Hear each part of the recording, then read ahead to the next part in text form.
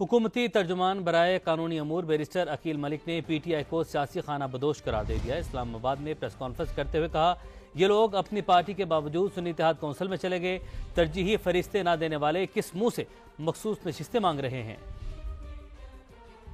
अपने जो सुन्नी इत्तेहाद काउंसिल के चेयरमैन हैं, उन्होंने खुद जो है वो आज़ाद हैसियत से कंटेस्ट किया, तो अब ये किस मुंह से कहते हैं कि हमें रिजर्व सीट्स जो वो अलॉट कर दी जाएं। अब इतना भी मामला सिंपल नहीं है। ये डिमांड सुन्नी इत्तेहाद काउंसिल और PTI की तरफ से मैं समझता हूँ बड़ी अनजस्टिफाइड डिमांड है।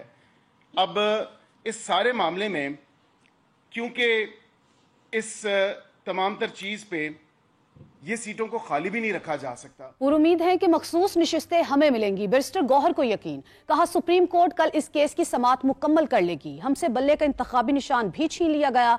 आइन के मुताबिक मखसूस नशिस्तें हमारी हैं।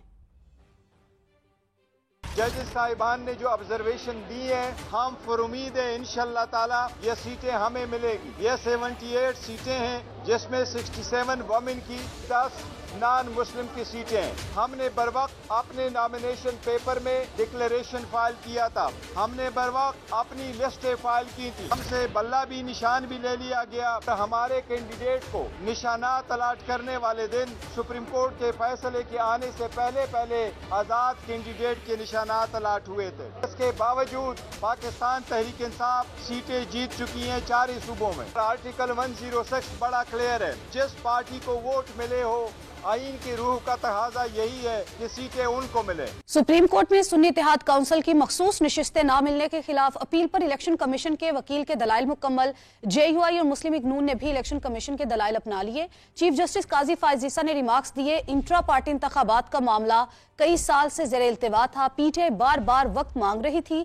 इलेक्शन कमीशन हकीर इदारा है, ना ही सुप्रीम कोर्ट के मातहत। इलेक्शन जीते तो ठीक, हारने वाला गलत कह देता है। जब तक धांधली की कोई सही तरीके से बात हम तक नहीं आएगी, कुछ नहीं करने वाले। हम सिर्फ आइन पर चलेंगे। अदालत ने अटॉर्नी जनरल से 2018 में मखसूस नशिस्तों की तकसीम का फॉर्मूला तलब कर लिया। इस्लामाबाद से सुहेर रशीद की रिपोर्ट।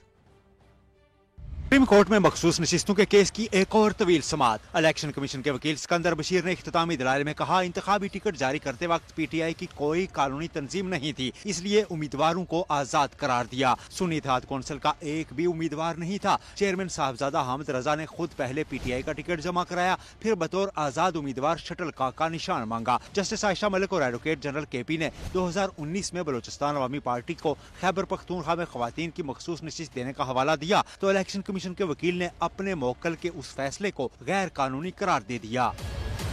चीफ जस्टिस काजी फायज ईसा ने एडवोकेट जनरल KP से कहा, उस वक्त बाप पार्टी आपकी इत्तेहादी थी, मखसूस नशिस्त का आपको ही फायदा हुआ। पीछे जाएंगे तो उस वक्त चेयरमैन सेनेट का इलेक्शन भी खुलेगा। PTI को 1 साल का वक्त दिया गया, फिर भी इंट्रा पार्टी इलेक्शन नहीं कराए गए। इलेक्शन कमीशन ने फराख दिली का मुजाहरा किया। इलेक्शन कमीशन हकीर इदारा है, न सुप्रीम कोर्ट के मातहत। इलेक्शन जीते तो ठीक, हारने वाला गलत कह देता है। धांधली की जब तक कोई सही तरीके से बात हम तक नहीं आएगी, कुछ नहीं करने वाले। जो आइन हमारे सामने है उसी पर चलेंगे। मुझे समझ में नहीं आ रही बात समझने में मुश्किल क्या है। जस्टिस मंसूर अली शाह बोले, काश मैं चीफ जस्टिस जैसा होता, देखते ही आइन समझ जाता। हम चाहते हैं हकदार को उसका हक मिले। चीफ जस्टिस ने कहा, इसका मतलब है आप आधा फैसला कर चुके।